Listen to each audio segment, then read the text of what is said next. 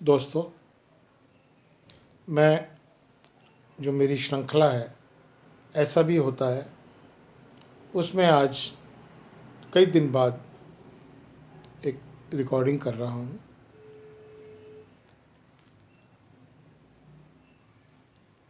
मैंने आज ही Google news में पढ़ा कि एक सज्जन फेसबुक पर किसी के साथ फ्रेंडली हुए। वो कोई लेडी थी। ये पता लगा कि वो लंदन में है। थोड़ा मैं और इस केस के बारे में ब्रीफ आपको बता दूं कि वो सज्जन बॉम्बे के किसी बैंक में परचेज डिपार्टमेंट में, बॉम्बे के किसी होटल में परचेज डिपार्टमेंट में नौकरी करते थे, लेकिन कोविड-19 के दौरान उनकी नौकरी चली गई और फेसबुक पे वो किसी जो कि लेडी की फ़ोटो देखकर और उससे उन्होंने फ्रेंडशिप एक्सेप्ट कर ली।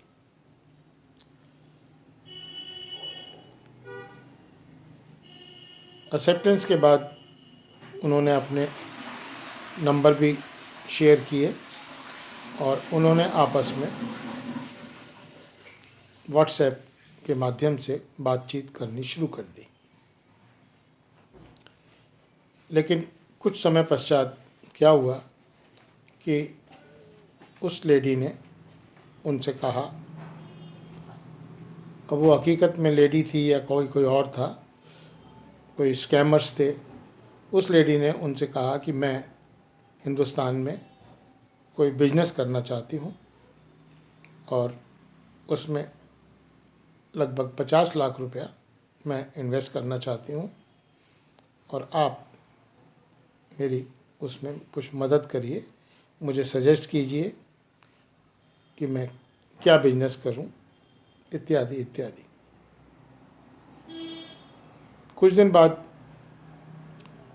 उनके पास एक कस्टम डिपार्टमेंट से फ़ोन आता है जो कि किसी लेडी का था।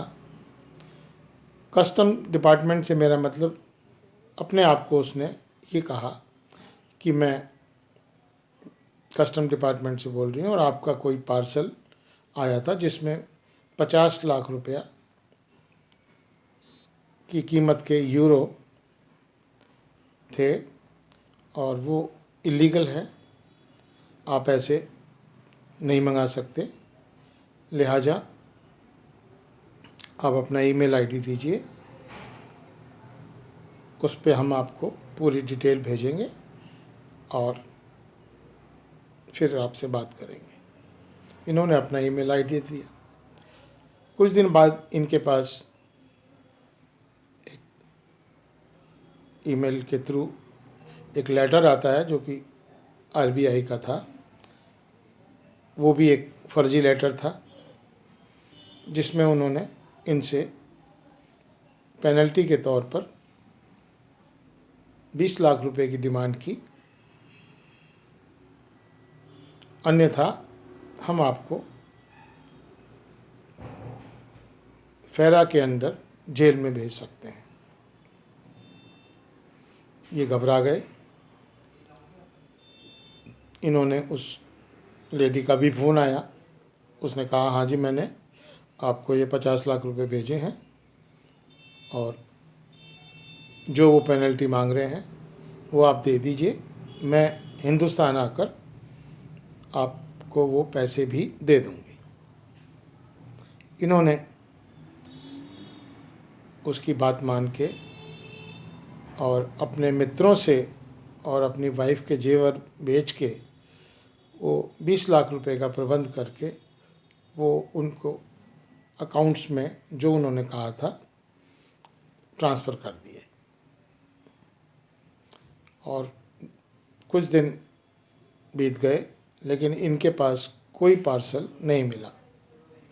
तब इन्हें शक हुआ कि ये तो मैं लगता है किसी स्कैमर्स के जाल में फंस गया हूँ, और उसके पश्चात इन्होंने उसकी पुलिस में रिपोर्ट की। अब उनके जो देनदार हैं, जिनसे उन्होंने पैसा उधार लिया, वो तकाजा कर रहे हैं अपने पैसे का, और ये उस जाल में फंसने के बाद अब नहीं निकल सकते। वो पैसा तो इनका गया।